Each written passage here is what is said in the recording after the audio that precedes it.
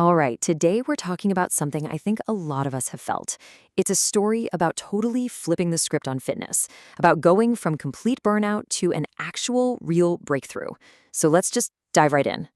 So here's the big question, right? What if the key to getting stronger isn't about doing more?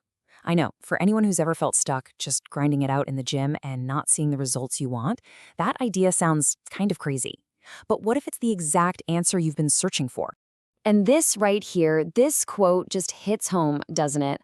I was tired of being burnt out. Man, we've all been there. You're putting in the hours, you feel totally drained, and for what? The numbers on the bar just aren't moving. This feeling, this is where the whole story really begins. So you have to wonder, how do so many of us end up in that exact spot, that burnout zone? Well, it usually starts right here, inside what you could call the fitness fog. And this just perfectly sums up the chaos, right? You jump online, one guru is yelling, more volume, train 6 days a week, 20 plus sets per muscle. Then you click on the next video and another one's shouting, no, more intensity, train 3 days a week, fewer sets but go way harder. It's this huge debate, volume versus intensity. Honestly, it's no wonder we all end up feeling completely lost. And here's the trap. A lot of that mainstream advice, all that super high volume stuff, it's literally designed for enhanced athletes. We're talking about pros who have every advantage, genetics, drugs, you name it, to recover. So when a regular person, a natural lifter with a job and a family tries to follow that, well, it's a one-way ticket to fatigue, joint pain, and just feeling beat to a pulp. Okay, so this is where things change. This is the turning point. After just years of banging your head against the wall, it was time to just tune out all the noise. No more YouTubers, no more influencers. It was time to try something different. And it all started by rediscovering this old school philosophy from a bodybuilder named Mike Mentzer.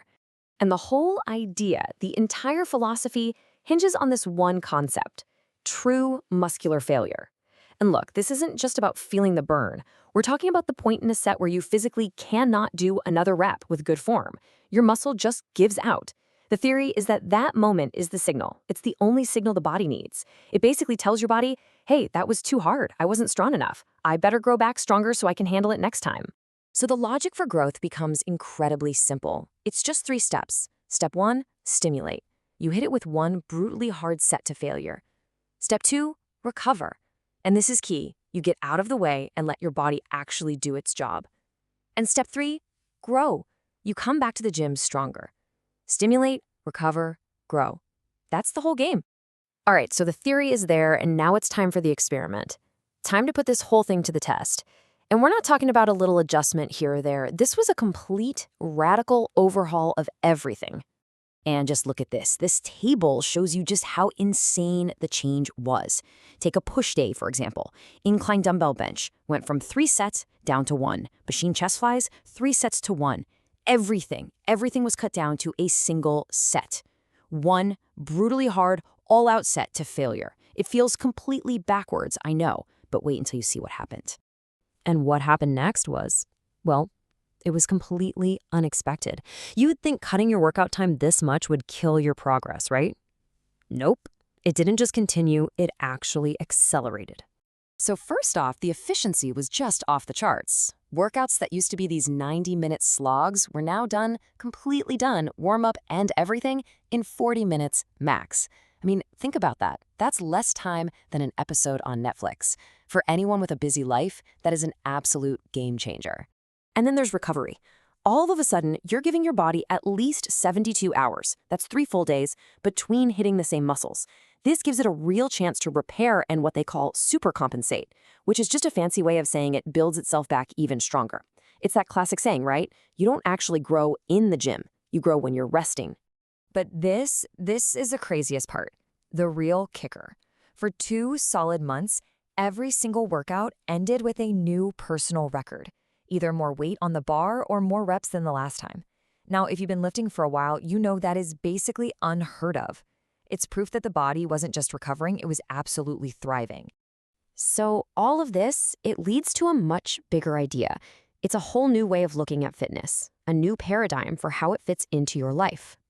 And this quote just nails it. I want training to complement my life, not consume it. That's the goal, isn't it? We don't want to be slaves to the gym. We want to use training as a tool, something that makes us stronger and better for the rest of our lives. It should be a plus, not a part-time job. This chart is fascinating. It basically shows the law of diminishing returns in action. Okay, so look at that high volume bar on the right, doing, say, 10 to 20 sets. Yeah, you might get 100% of your potential gains. But now, look at the low volume bar on the left.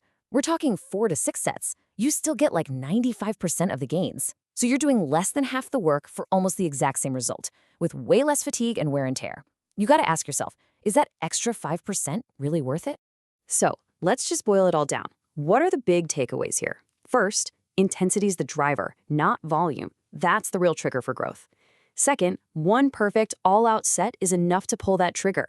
Third, when you maximize your recovery, you actually allow your body to progress.